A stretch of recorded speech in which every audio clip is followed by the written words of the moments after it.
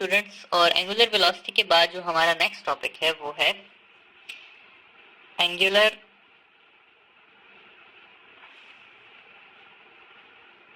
Acceleration का। ठीक है, एंगुलर एक्सेलरेशन जो है वो हम कहते हैं कि ये है rate of change of angular velocity. ठीक है, यानी कि इसका साइन अल्फा है तो अल्फा इक्वल है मेरे पास डेल्टा ओमेगा बाय टी के, या इसको मैं ऐसे भी लिख सकता हूं omega F minus omega I divided by T. ठीक है, तो ये है मेरे पास क्या, एंगुलर एक्सेलरेशन। अच्छा, एंगुलर एक्सेलरेशन के बाद एक लाइन में यहां पर लिखवा देता हूं क्योंकि काफी बार वो सवाल आते हैं और बच्चे गलत कर देते हैं कि angular acceleration is 0 if omega is constant. ठीक है, या अगर मैं सिंपली लिख दूं यूनिफॉर्म सर्कुलर मोशन, तो यूनिफॉर्म सर्कुलर मोशन में अल्फा क्या है मेरे पास, वो 0 है क्योंकि ओमेगा क्या है, वो कांस्टेंट है। अच्छा, अगर यूनिट की बात की जाए तो इसका यूनिट जो है वो आता है ऐसा यूनिट रेडियन पर सेकंड स्क्वायर। डायमेंशंस की बात की जाए तो डायमेंशंस जो है इसके वो है t-2, और अगर और यूनिट की बात की जाए तो वो आ जाते हैं मेरे पास रेवोल्यूशन पर मिनट स्क्वायर,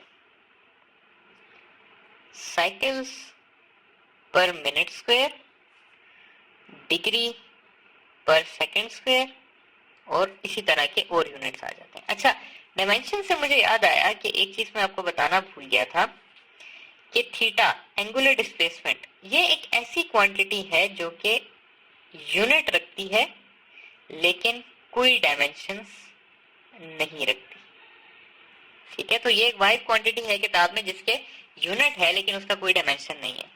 और इसके मुकाबले में स्ट्रेन एक ऐसी क्वांटिटी है जिसका ना ही कोई यूनिट है और ना ही कोई डायमेंशंस है। ठीक है, तो ये दो एक्स्ट्रा चीजें मुझे याद आई, मैंने कहा आप लोगों को बता दूं। अच्छा, यूनिट के बाद जनरल सी डेफिनेशन के बाद आते हैं एंगुलर एक्सेलरेशन के डायरेक्शन पे, जो कि इसका काफी इंपॉर्टेंट पार्ट है। ठीक है, डायरेक्शन ऑफ एंगुलर एक्सेलरेशन बहुत मैटर करता है।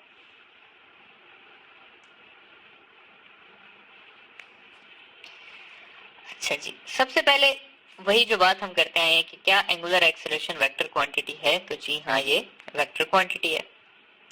अगली चीज क्या कि इसका भी डायरेक्शन जो है वो क्या है, along the axis of rotation है। लेकिन इसका जो थर्ड पॉइंट है वो थोड़ा सा डिफरेंट है। अभी तक हम पढ़ते आए हैं राइट हैंड रूल, लेकिन यहां पर राइट हैंड रूल भी यूज होता है और यहां पर लेफ्ट हैंड रूल भी यूज होता है। राइट हैंड में फिंगर्स जो हैं वो मोशन के डायरेक्शन में करनी है, थंब जो है वो डायरेक्शन बताएगा। लेफ्ट हैंड रूल में भी जो फिंगर्स हैं आपकी वो डायरेक्शन ऑफ मोशन में रखनी है, और जो थंब है वो आपको डायरेक्शन बताएगा। ठीक है, अब सवाल ये पैदा होता है कि कब हमने राइट हैंड यूज करना है, कब हमने लेफ्ट हैंड यूज करना है। तो ये बहुत इंपॉर्टेंट बात है, आप लोगों ने स्टूडेंट्स याद रखना है कि राइट हैंड तब यूज करना है जब ओमेगा जो है वो इंक्रीज हो रहा होगा। ठीक है, और लेफ्ट हैंड आप लोगों ने तब यूज करना है जब ओमेगा जो है वो डिक्रीज हो रहा होगा। ठीक है, यानी कि आगे मैं आपको एग्जांपल दूंगा, आपको ज्यादा अच्छा समझ आ जाएगा। मैं कहता हूं कि बॉडी इस तरह से घूम रही है, ठीक है। और आपने दूसरे केस में भी मैं कह देता हूं कि बॉडी इसी तरह से घूम रही है। आपने एंगुलर वेलोसिटी और एंगुलर एक्सेलरेशन का डायरेक्शन फाइंड करना है। सबसे पहले एंगुलर वेलोसिटी का डायरेक्शन देखते हैं। तो उसके लिए हमने राइट हैंड रूल अप्लाई किया, तो एंगुलर वेलोसिटी इसकी इस डायरेक्शन में आ गई और इसकी एंगुलर वेलोसिटी भी इस डायरेक्शन में आ गई। ये जो फर्स्ट वाली बॉडी है आपके पास, ये आपकी स्पीड इंक्रीज कर रही है फ्रॉम 5 to 10 to 15 to 20, जबकि इसकी स्पीड डिक्रीज कर रही है फ्रॉम 20 to 15 to 10 to 5, ठीक है।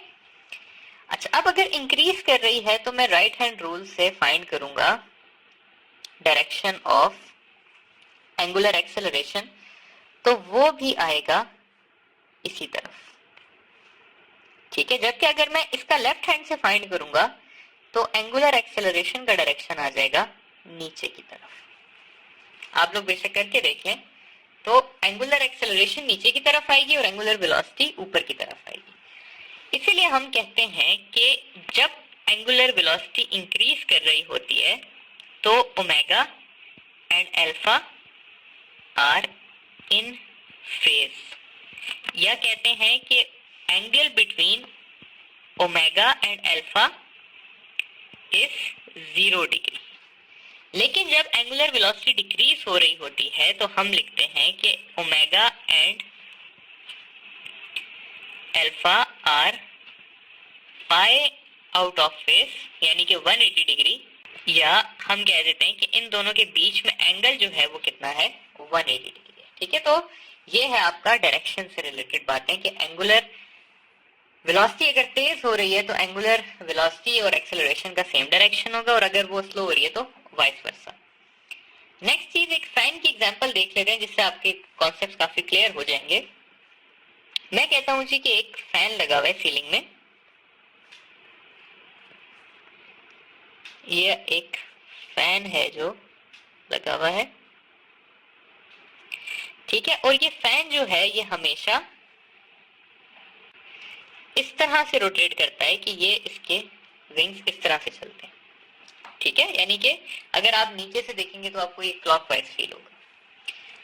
अब अगर एक बंदा जो है वो नीचे से इसको देख रहा है, मैं कहता हूं यहां से मैं इसको देख रहा हूं, और मैं 3 पोजीशंस को ले लेता हूं। एक, जब फैन टर्न ऑन होता है उस वक्त देख लेते हैं। फिर दूसरा, जब वो आफ्टर फ्यू सेकेंड्स देख लेते हैं, जब उसने अपनी मैक्सिमम स्पीड अचीव कर ली है। और फाइनली हम उसे देख लेते हैं कि जब हम उसे ऑफ करते हैं तो फिर क्या होता है। इन 3 पोजीशंस पे हम इसको देखते हैं।